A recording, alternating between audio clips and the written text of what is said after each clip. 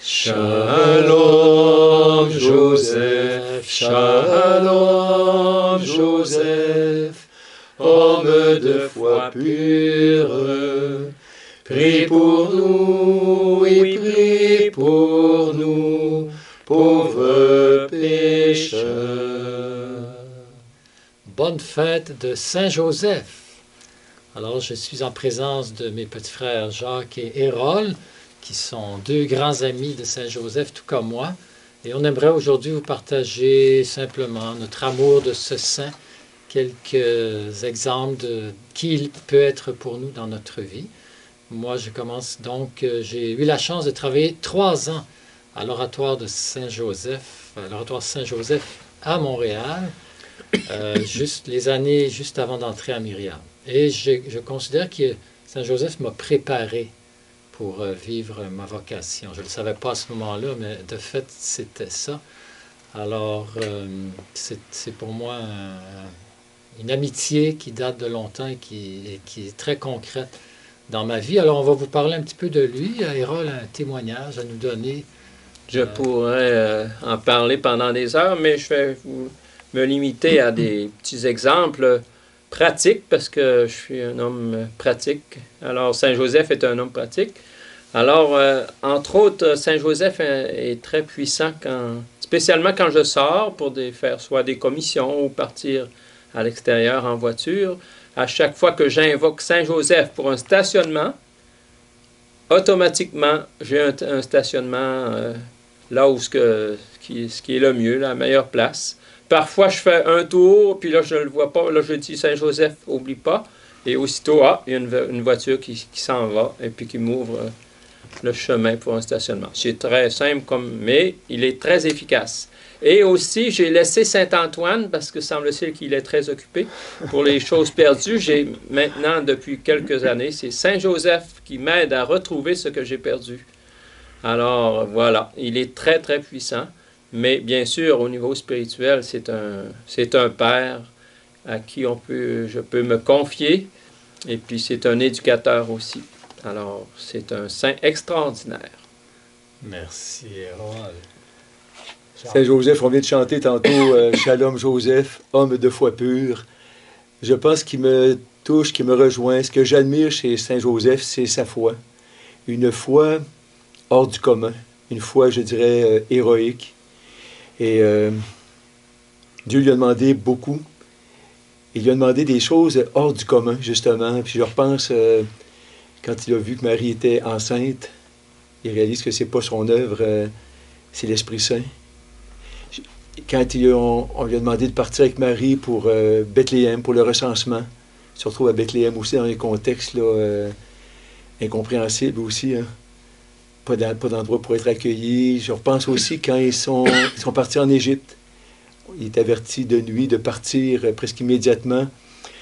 À chaque fois, j'imagine, Saint-Joseph a dû avoir ce qu'on appelle un premier mouvement, un mouvement de questionnement, d'incompréhension, peut-être même de turbulence intérieure, puis de combat intérieur, hein, peut-être même de révolte intérieure. Mais à chaque fois, c'est ce que j'admire de Saint-Joseph, il a comme chaque fois basculé dans une foi héroïque en Dieu. Une confiance totale que Dieu est amour, Dieu est Père, et tout ce qu'il permet, c'était pour son plus grand bien. Au-delà de ce qu'il pouvait raisonner, discuter intérieurement, s'en remettre dans un abandon complet, total à Dieu. Et c'est là que, pour moi, Saint-Joseph, il est une référence. Je réalise que dans mon cheminement, à différents moments, des fois, il y a des moments dans nos cheminements qui sont plus difficiles, la foi de Saint-Joseph m'a aidé comme à aller au-delà, pas tourner en rond dans mes discussions intérieures, mes raisonnements, mes turbulences intérieures. Puis comme lui, avec son aide, je le crois aussi, avec son intercession, en arriver à m'abandonner dans cette foi en Dieu qui est Père, qui est Providence, qui n'est qu'amour, et qui, tout ce qu'il permet, c'est, il va en tirer un bien. C'est dans sa sagesse qu'il permet, c'est pour mon plus grand bien. Et ça, je crois que Saint-Joseph, il a été précieux pour moi. C'est aussi la grâce que je vous souhaite, que je te souhaite, toi qui écoutes, pour chacun de vous, par l'intercession de Saint-Joseph, au-delà de ces moments qui sont peut-être plus difficiles dans la vie, comme Saint Joseph, demeurer dans cette confiance qui est comme un autre niveau, confiance dans la foi, que Dieu est à l'œuvre à travers ce qu'on vit et il nous amène à la bonne place. Merci, Shalom. On reprend notre refrain. Shalom, Joseph, Shalom, Joseph, homme de foi pure, prie pour nous, oui, prie pour nous, pauvres pécheurs. Et je continue avec, si je peux me permettre, avec une expérience que j'ai vécue ici à Bécomo, à la chapelle, il y a quelques temps. J'étais devant Jésus pour le temps de l'adoration et j'ai eu cette question qui m'est venue à Jésus. J'ai dit à Jésus, mais Jésus, qui il était, Joseph, pour toi? Qui était-il? Parce qu'il est un peu mystérieux, Joseph, on ne le connaît pas tellement.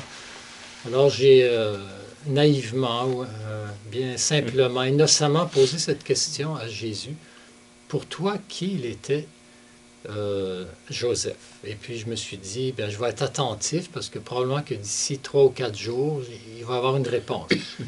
Puis j'ai poursuivi mon adoration. Peut-être je me suis même un petit peu assoupi. Et quelques minutes plus tard, tout à coup, ça me vient, Joseph m'a situé. Il m'a situé. Alors j'ai trouvé ça un peu mystérieux. Et puis j'ai réfléchi. J'ai dit, ben oui, Joseph, il a situé Jésus. Il lui a donné une lignée. Il l'a situé dans une famille. Il était un descendant, c'est un fils de David, et le Messie devait être fils de David.